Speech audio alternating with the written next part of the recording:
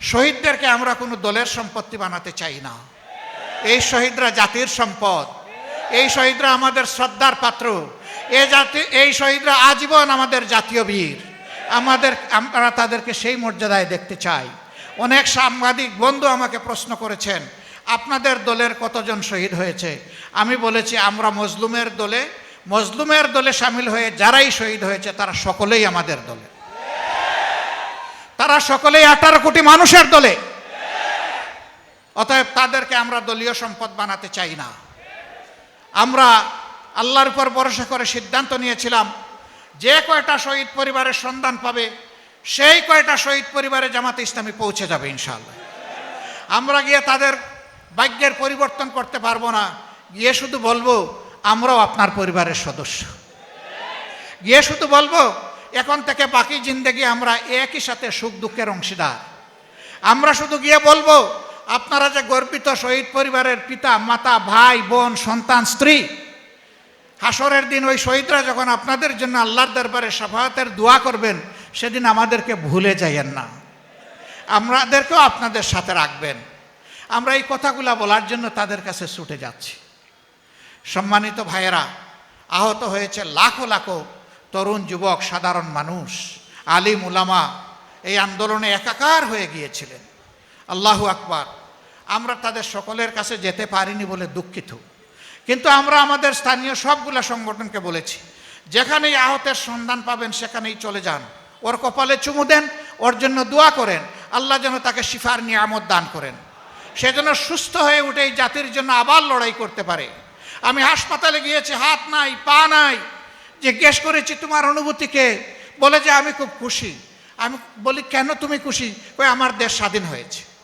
আল্লাহু আকবার, আল্লাহু আকবার।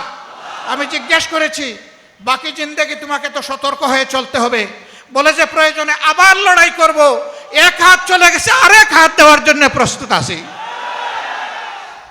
স্যালুট, ওদেরকে সালাম জানাই, আল্লাহ এদের ইজ্জত বৃদ্ধি করে দিন।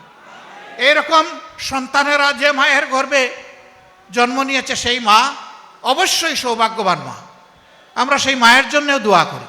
সম্মানিত বন্ধুগণ, দুঃখের কাহিনী, শহীদ পরিবারের কাছে যখন যাই দুঃখ ধরে রাখতে পারি না। একজন একটু আজানের জবাব দেবেন। আমি রাজশাহীতে গেলাম, একটা তরুণী মেয়ে, তার শাশুড়ি এবং পরিবারের সদস্যরা তার নিয়ে আমার সামনে আসলেন। সে বিয়ের হয়েছে 1 বছর, স্বামী রিক্সা চালাতেন, এই আন্দোলনে তিনি শাহাদত বরণ করেছেন। আমি তাকে জিজ্ঞেস করলাম, মা তুমি কেমন আছো? সে কেঁদে দিয়ে বলল, আপনি আমাকে মা বলেছেন, আমি শান্তি পেলাম, কিন্তু আমার গর্ভের সন্তানের কি হবে? আমার গর্ভে তো 6 মাসের সন্তান। সে চোখে অন্ধকার দেখছে।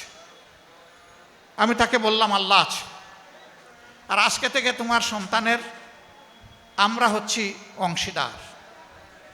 এই সন্তান জন্ম নেও, একটা সুস্থ সন্তান হিসেবে আমরা দোয়া করি, ছেলে হোক মেয়ে হোক, যতদিন তার লেখাপড়ার প্রয়োজন হবে এই বেড়ে ওঠা পর্যন্ত এই দায়িত্ব বাংলাদেশ জামাতে ইসলামের।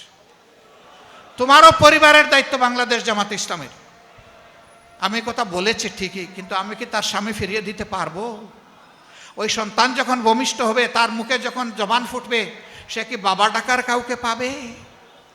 যখন দেখবে তার মতো সন্তানেরা কাউকে বাবা ডাকে, কাউকে চাচা ডাকে, তখন সে চাচা পাবে, কিন্তু বাবা তো পাবে না।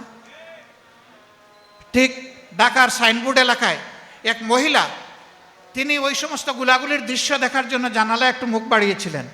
আকাশ থেকে ছোড়া গুলা এসে তার বুক এফুড় উফড় দিয়ে তাকে দুনিয়া থেকে নিয়ে গেল। তার 2 মাসের সন্তান, স্বামী গার্মেন্টস কর্মী, গরিব মানুষ।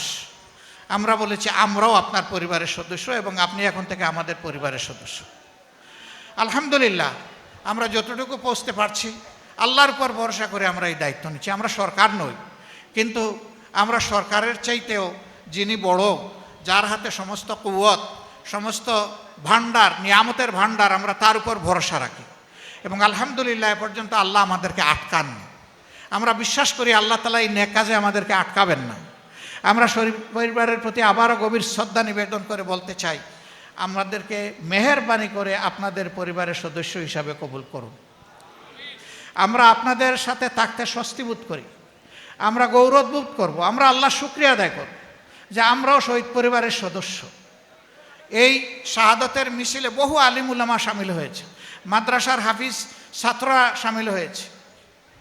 আজকে এ নিয়ে আমি অনুরোধ করব আমরা কেউ যেন ক্রেডিট কাড়াকাড়ি না করি, যে আন্দোলন আমার চেষ্টার ফসল, ত্যাগের ফসল, এটা যেন কেউ না বলি।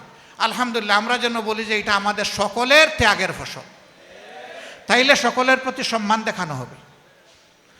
টাঙ্গাইলবাসীর কাছে আমি এই পরিবারগুলোকে আমানত হিসেবে রেখে গেলাম।